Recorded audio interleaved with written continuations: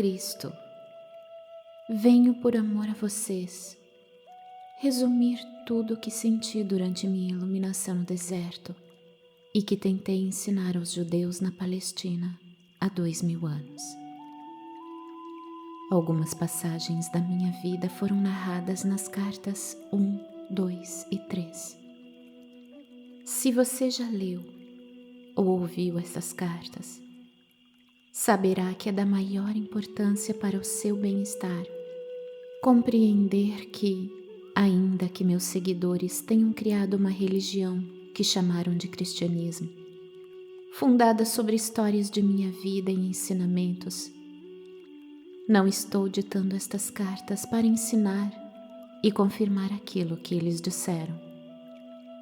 O cristianismo é uma religião formal, que puramente por razões de conveniência, adquiriu muitas crenças contrárias à verdade espiritual de nossa fonte do ser. Que relação existe entre o derramamento de sangue e o Espírito Universal?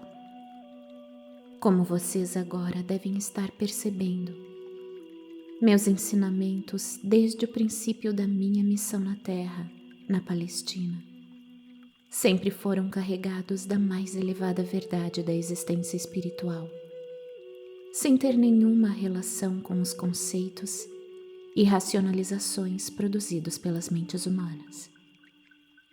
Portanto, repito enfaticamente, enquanto minha personagem na Terra há 2000 anos era a de Jesus, o propósito de minha presença, a presença crística nestas cartas, é o de alcançar as almas sensíveis e inspiradas para ensiná-las como recorrer à ajuda divina durante o futuro horror no qual o mundo finalmente se verá envolvido.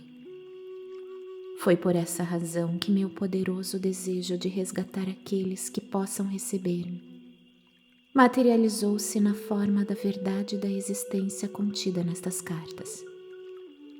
Conheça e aceite-a.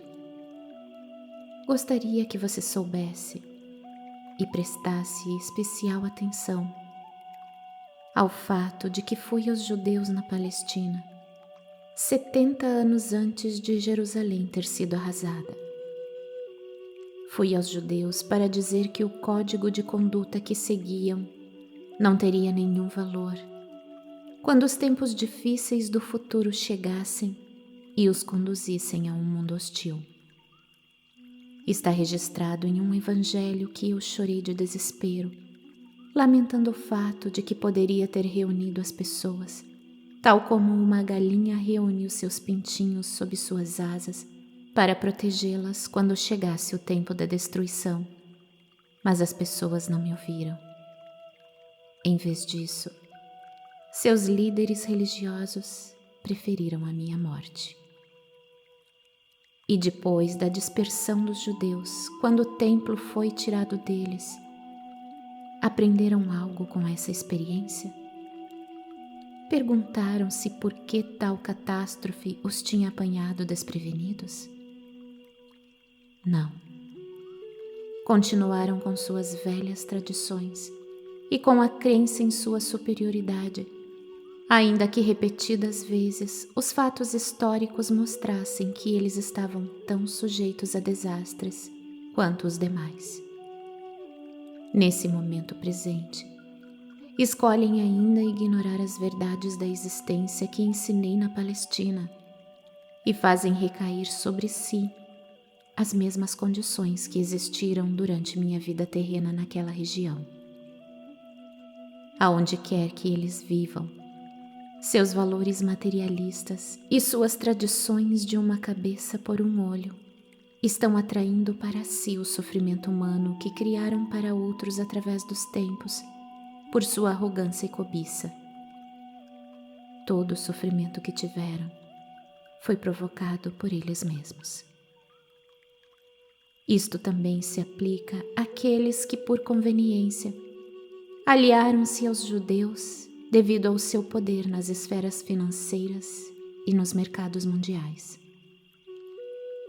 Quem é que mantém faminta a grande maioria da população mundial, quando haveria tanta comida armazenada para alimentá-la adequadamente, se fosse abandonado o lucro como um motivo para a existência? Se tivessem vontade, os líderes financeiros poderiam criar e colocar em ação planos para distribuir aos necessitados o excedente de mercadorias.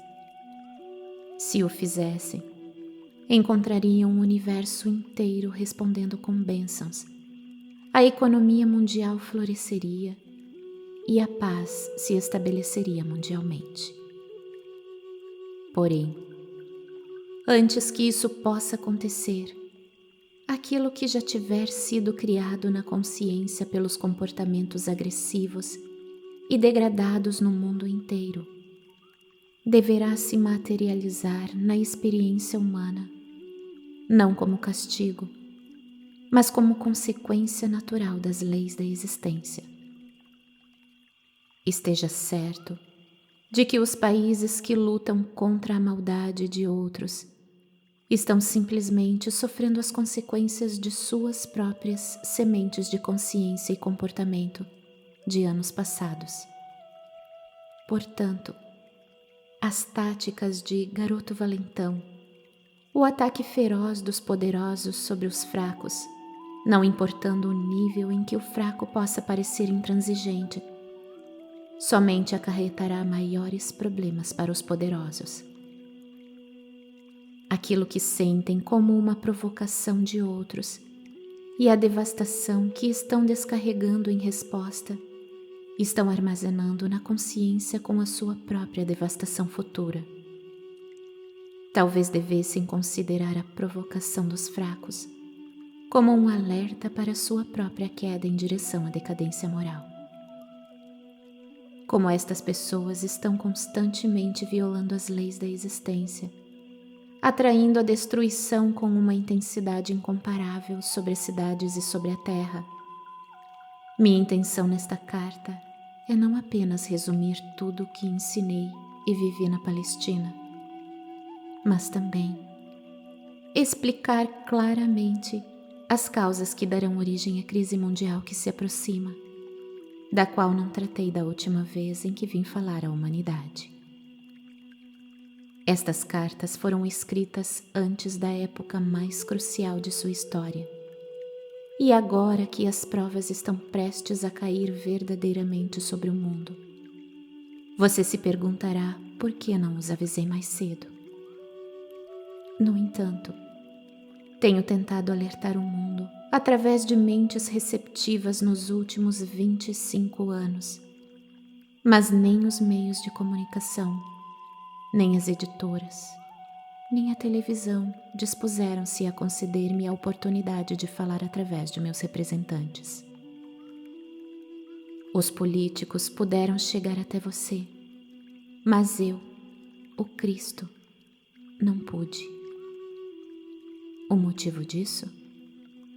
Os corações endurecidos e a recusa em aceitar que eu, o Cristo vivo, poderia voltar neste momento através das mentes preparadas e dispostas a avisar as nações sobre o que estavam criando para elas mesmas no futuro. As igrejas que afirmam crer em minha existência estiveram obcecadas com suas próprias tradições religiosas humanamente concebidas, assim como os materialistas. Agora que sou a 23ª hora, quando o medo toma conta das multidões e elas estão dispostas a levar em conta as minhas palavras, as portas devem se abrir sem reservas, ou de novo meus esforços pela humanidade terão sido em vão. Voltei para dizer que realmente haverá uma separação entre as cabras e as ovelhas, como é narrado nos evangelhos da Bíblia. As ovelhas se referem àquelas almas que possam receber pacificamente a verdade espiritual mais elevada que já é derramada sobre a terra. As cabras referem-se àqueles que não têm a capacidade de escutar nada nem ninguém, porque seus espíritos são demasiadamente rebeldes e egocêntricos. Por que serão separados agora? Porque aqueles que foram capazes de receber a verdade que estas páginas contêm e de viver segundo as orientações que vêm das leis da existência, verão que ainda que o próximo período da história mundial seja de fato amargo, eles continuarão em relativa paz e proteção, na satisfação das necessidades e na elevação do espírito. As cabras, lamentavelmente, terão que suportar toda a força horrível de sua inata consciência rebelde. Isto não é um castigo de alguém que vem do alto, mas a consequência natural da lei da existência. Aquilo que você carrega na mente e no coração acabará por se exteriorizar em seu corpo, em sua vida e no meio que o rodeia. Quando você resiste e se rebela, a vida oferece resistência no cumprimento dos seus desejos. Já faz muito tempo que ascendi até as mais altas frequências vibratórias da consciência nos reinos celestiais e sou a própria consciência divina individualizada. Minha consciência pode envolver o globo terrestre para responder àquele que me chamar. Isto acontece com todos os grandes mestres que vivem na Terra, que se iluminaram e perceberam a realidade da fonte de todo ser e que ensinaram as pessoas desde a sua elevada iluminação. Eles foram elevados no poder espiritual para penetrar o denso véu da consciência humana e perceber o que realmente se encontra além do mundo da matéria.